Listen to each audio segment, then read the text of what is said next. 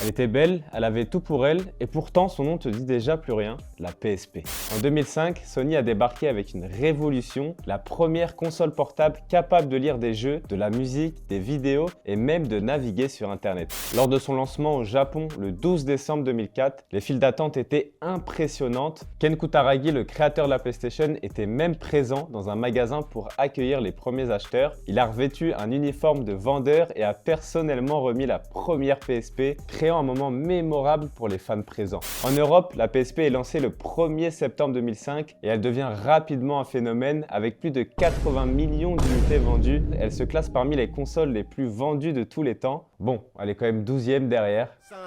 La PlayStation 2, la Nintendo DS, la Nintendo Switch, Game Boy Color, Play 4, Play 1, la Wii, la Play 3, la Xbox, la Game Boy Advance et la Play 5.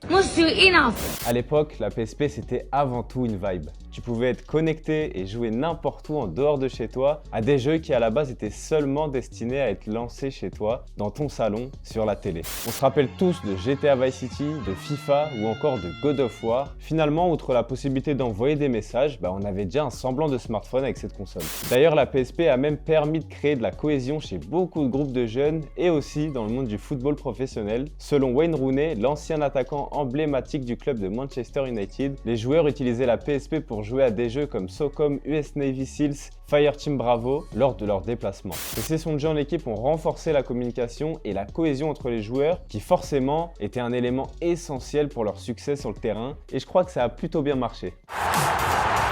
On peut le dire, 20 ans après, que la PSP c'était pas seulement une console de jeu, mais un véritable centre multimédia portable. Elle a ouvert la voie à une nouvelle ère pour les consoles et de divertissement mobile.